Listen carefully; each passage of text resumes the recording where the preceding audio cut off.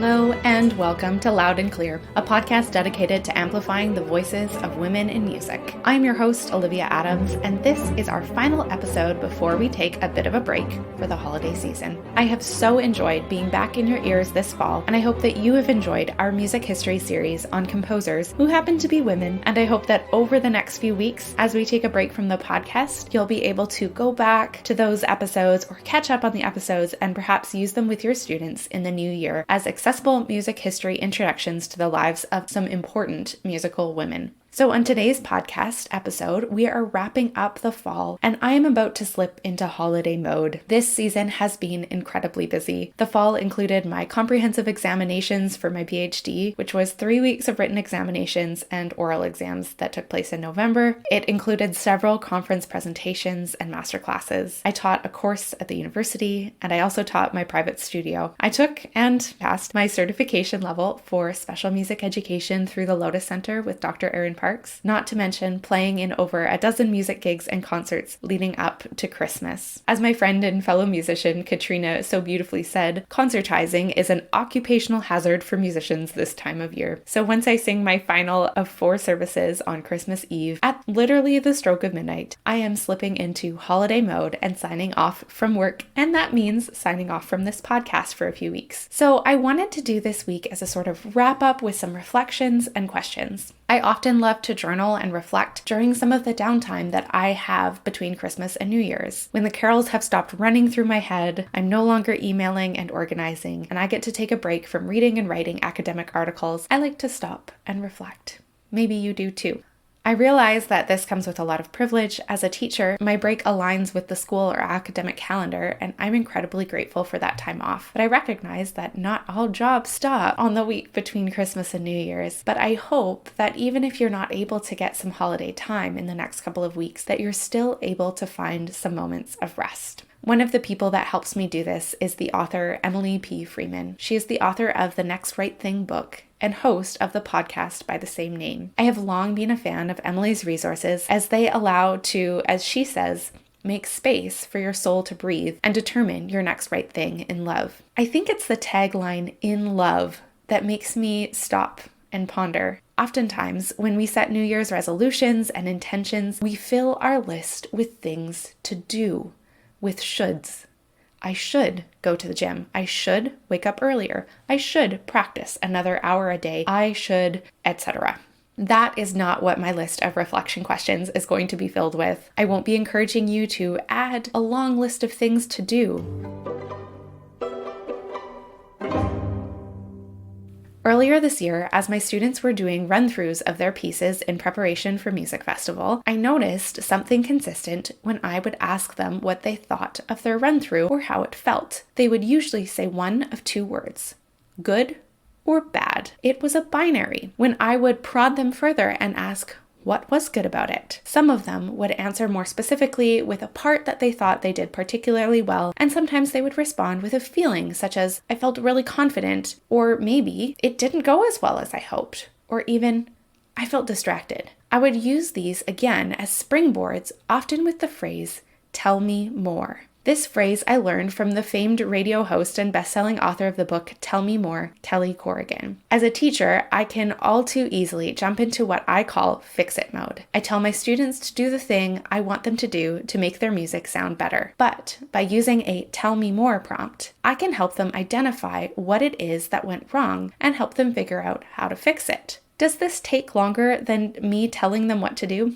Absolutely. But does it lead to stronger mind, body, and music connections in the long run? Absolutely. Because of this, another thing that we adopted around the same time were 3 questions of assessment. My practice buddy, Amelia Yates, and I would ask these 3 similar questions of each other in our playing sessions together. They were usually some variation of the following. What went well? Be specific. What didn't go as planned? Why?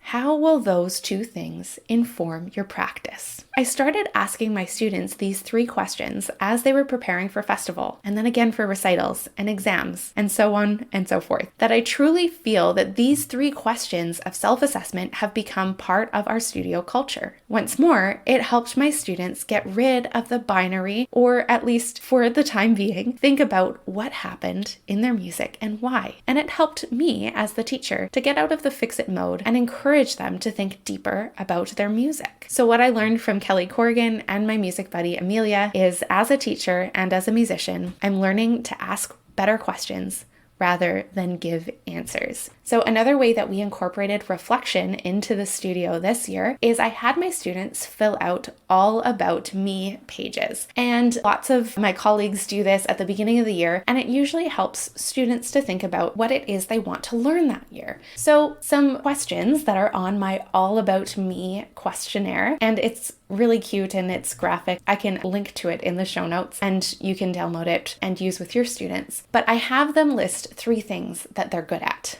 So 3 things that I'm good at. I plan to practice every day at, and then there's a clock and they need to put in their time. My favorite styles of music are, and I list about a dozen different styles of music and they get to circle which ones are their favorite.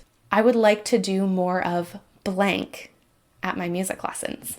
The piece I have always wanted to learn is fill in the blank. I find these things tricky in my music.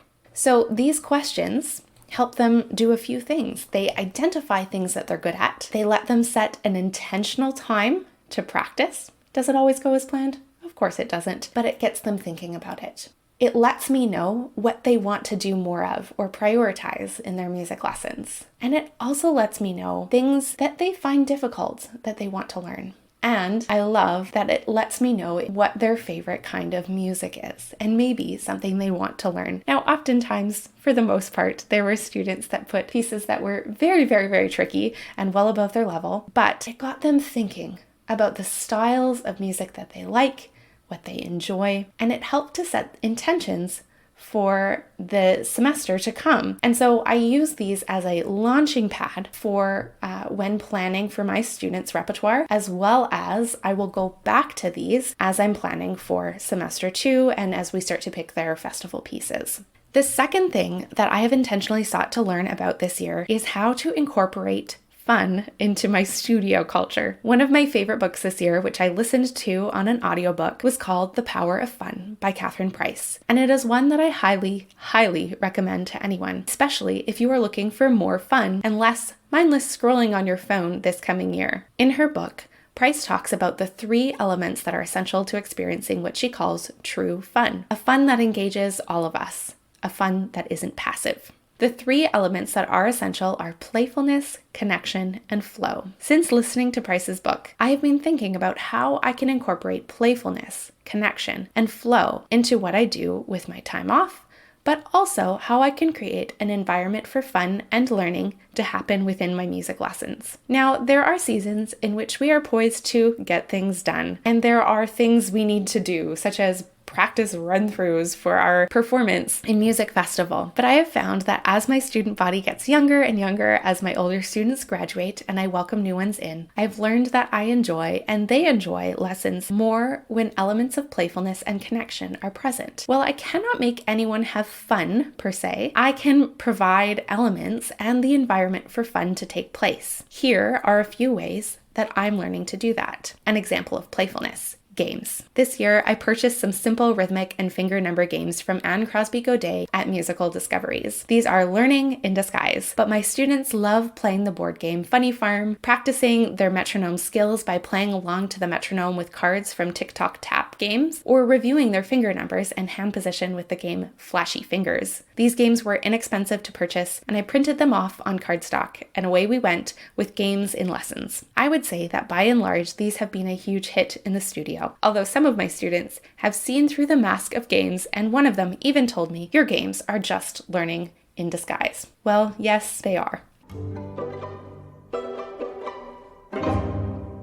An example of connection. Duets. This might seem like a no-brainer, but this is truly the first year that I have felt comfortable in a long time putting together duets within my studio because of the pandemic and the social distancing and all of the rules and sick kids. I didn't quite do any duets outside of siblings, but this year we've started to branch into more buddy lessons and duets. I owe so much to ensemble playing and the joy that is making music together that it makes me truly, truly happy to share that experience with my students. This year, I've started working with my students on playing duets. It started at first with siblings, and then this past fall, I have experimented with my back-to-back students enjoying duet and ensemble time together. They alternate by joining in the first or last 10 minutes of each other's lessons. Now, all of my students take at minimum 45-minute lessons, and lots of them take an hour, so we're able to get a lot done in that time. But I would imagine that if you did 30 minutes, this wouldn't be quite as effective and you might have to adapt that time range. But I have noticed a major boost in confidence and rhythm in my students who have started playing duets.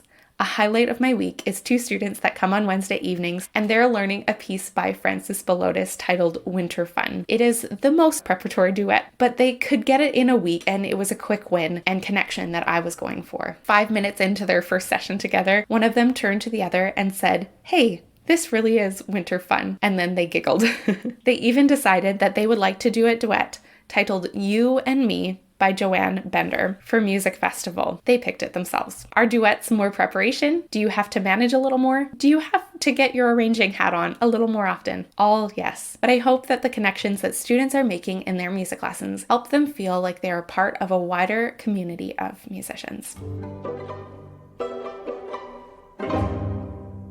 An example of flow. Flow is a state of mind in which a person becomes fully immersed in an activity. Positive psychologist Mihaly Csikszentmihalyi describes flow as a state of complete immersion in an activity. In essence, flow is characterized by the complete absorption in what one does, and a resulting transformation in one's sense of time. Flow is the melting together of action and consciousness, the state of finding a balance between a skill and how challenging that task is. It requires a high level of concentration, end quote. In a state of flow, we can experience something without judgment. Obviously, I cannot manufacture flow, but I can set up conditions that are favorable to the experience of flow. One of the ways that I can do this is through improvisation. Early on in 2023, I began to incorporate improvisation into my lessons with students. Having not done this before, they were hesitant. I will be honest, I was hesitant. I do not consider myself a jazz musician by any stretch of the imagination, nor do I consider myself an improviser, but I was determined to become stronger at it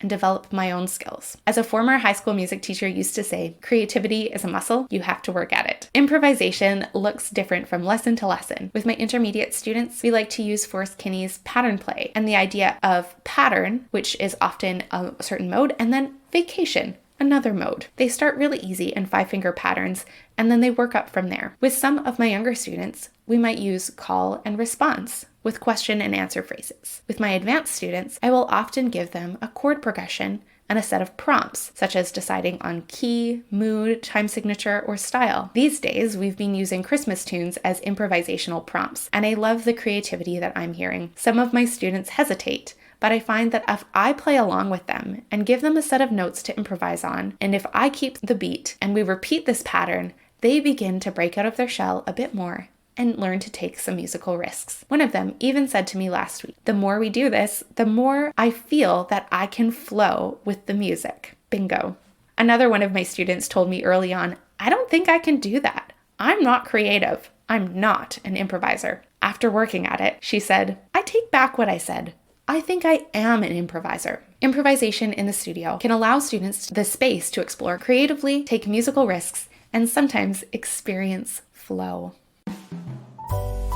Well, if you missed it last week, I made a really big announcement, and that is I'm hosting a Music by Women Marathon as a fundraiser for women's shelters here in Ottawa. The Music Marathon will be a come-and-go performance event, and I'm looking for you, performers and volunteers, for the event. If you're interested in signing up, I encourage you to have a listen to last week's episode 54 in Apple Podcasts, and learn about what the event entails. If you would like to sign up to perform, the link is down below in the show notes. And if you'd like to volunteer, the form to contact me is also there in the show notes. I would love to hear from you. So for some reflection questions, I tried to keep them as broad and as general as possible, but they are some questions that I use with myself as reflections on my work and life as a musician, but feel free to adapt them to your career and stage in life. What is something you enjoyed in your work this year?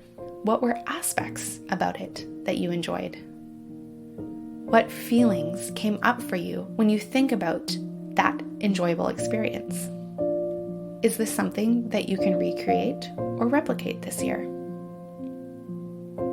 Number 2, did you experience rest this year? What activities or aspects of your life feel restful to you? Number 3, what is something you have wanted to do, learn, or experience that you feel like you don't have time for?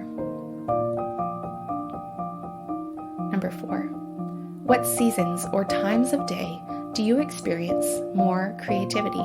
Is it the first thing when you get up? Maybe it's after an evening walk, or the hour before you go to bed. Do you find yourself being more creative in a different season? Like when it's light and sunny on summer mornings?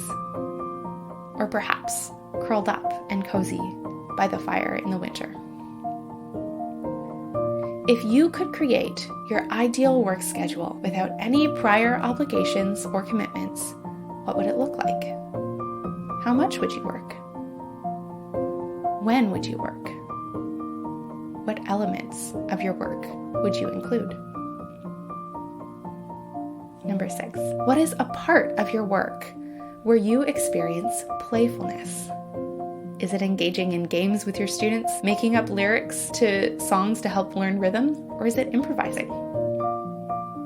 Number 7, where and when was the last time you felt true connection in your work? Was it with a colleague, a client, a student? What did you connect over? Was it music, a story, a creative idea, a concert? Did you learn something new? Were you celebrating a success? Number 8, do you ever feel a sense of flow in your work, where time seems to pass quickly, but enjoyably? When was the last time you felt in the zone? You felt energized. What were you doing? Number 9, is there anything you feel you need to let go of in your work going into 2024? Perhaps it's an expectation you have of yourself, a should that isn't necessary. And number 10, is there something small you can add to your workday this year? Maybe it's a lunch break, a 10-minute walk midday, a routine of picking up a coffee on Friday before work, or maybe it's making music for an extra 15 minutes a day.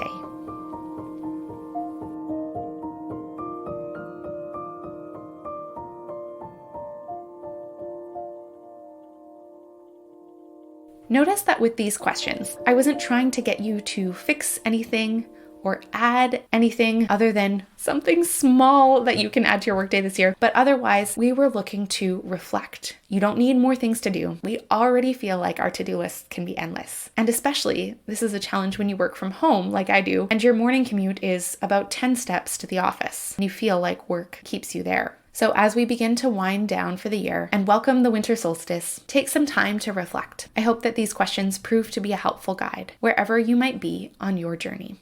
I want to close out the 2023 podcast with the words of Emily P. Freeman. This was something that she wrote on her Instagram at the beginning of December, and I have been thinking about it for weeks. I think they're great words to wrap up this podcast and usher us into a season of rest where the music dies down a little, we create some space for creativity and connection. Emily writes, quote, "Some things we do on the regular because we have to. Make dinner, feed the pets, pay bills, work, take a shower. On bad days, they're annoying, and on good days, maybe even those things are a joy. But one way or another, they become a sort of liturgy, the ways that we observe and practice our lives. Other things we do special, just every now and then. The season finale party, a girls' night out for your birthday, a movie night with the family, or a special anniversary celebration. But other things we do because they feel like us, not because you have to, not because it's a special occasion. If you didn't think of it, work on it or initiate it, that thing wouldn't get done at all. I hope, more than anything, that you pay attention to the things that feel like you this month. I bet that finding some quiet spaces are going to help bring those things into the light. Dare to listen in the quiet for what makes you come alive. Rather than trying to fill the silence, let the silence fill you for a change. No matter what you're carrying, I hope that you aren't afraid to sift through your desire and your gifting and uncover the shape of your soul.